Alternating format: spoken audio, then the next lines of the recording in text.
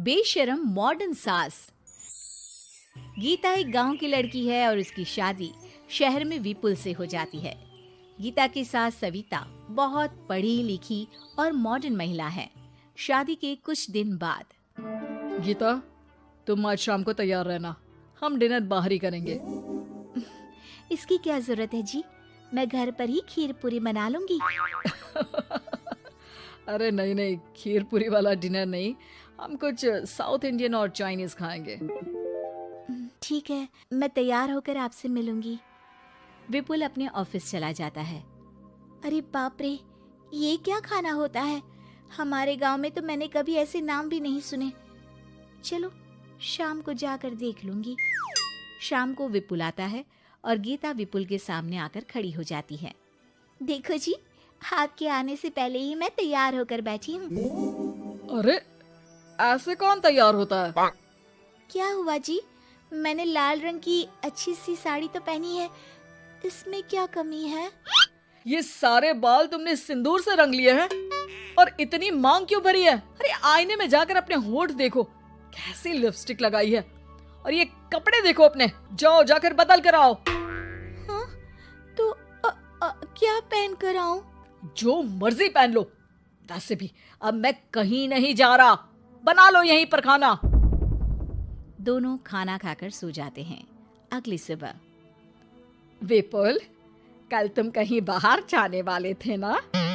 हाँ, जाने वाला तो था, लेकिन मॉम, आपने भी पता नहीं किस गंवार को मेरे साथ बांध दिया है।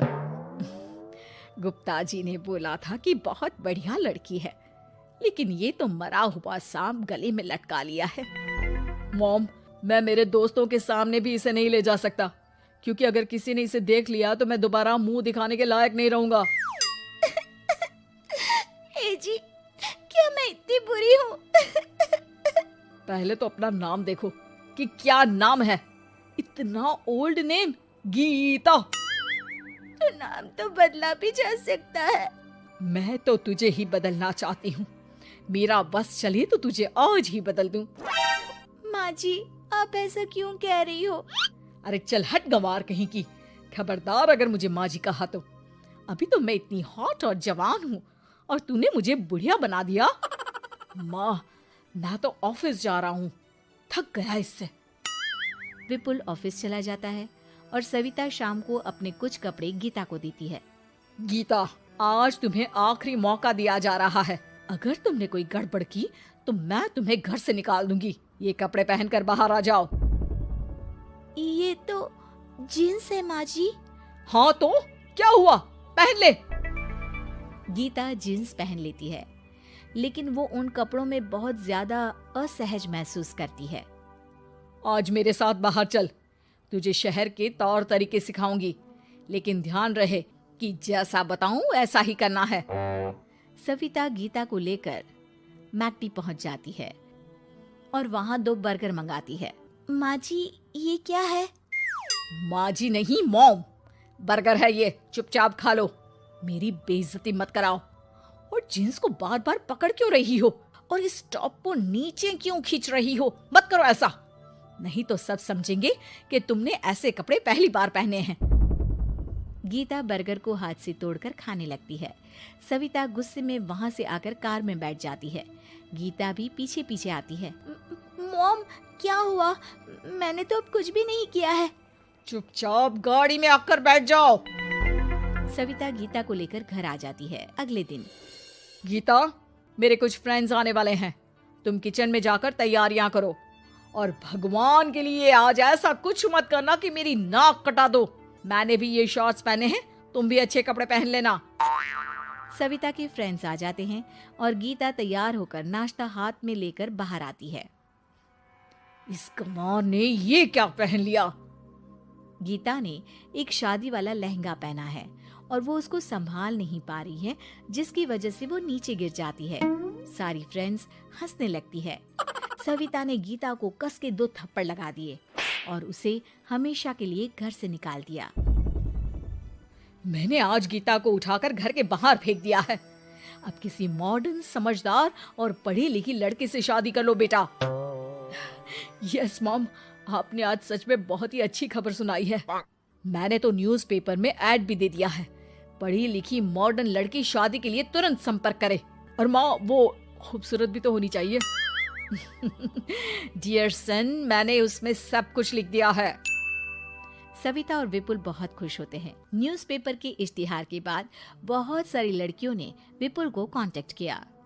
विपुल, तुझे पूरा 1 महीना हो गया है, इतनी सारी लड़कियां आ रही है, तू किसी को फाइनल पसंद क्यों नहीं कर लेता? मॉम, मैं कुछ बेहतर की तलाश में हूँ।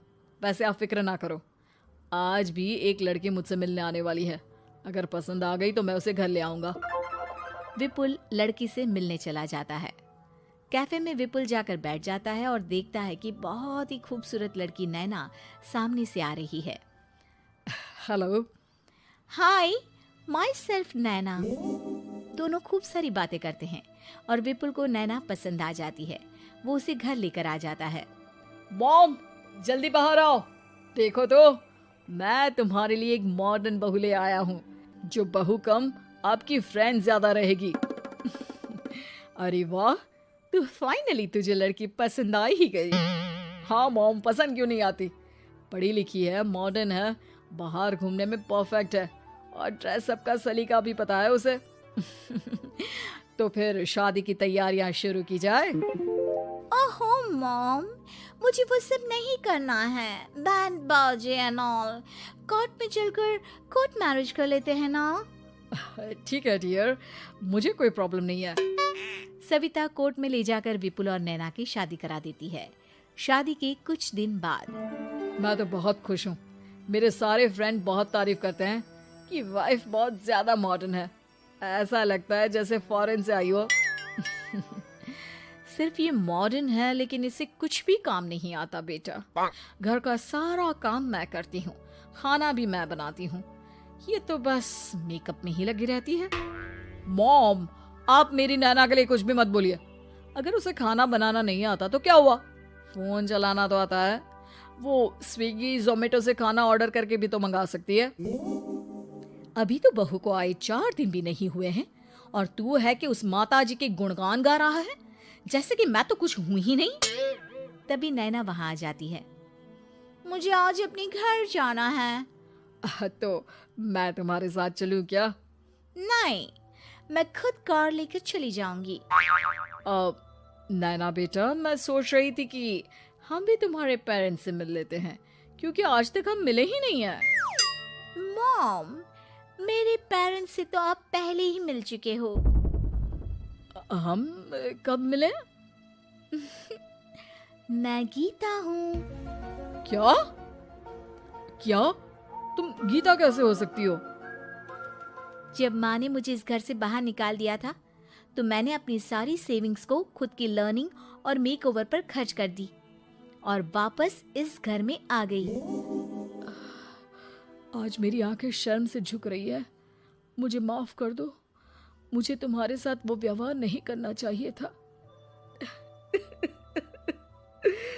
मुझे भी माफ कर दो बेटा। सविता और विपुल अपनी गलती को सुधार लेते हैं और अब गीता को बहुत अच्छे से रखते हैं।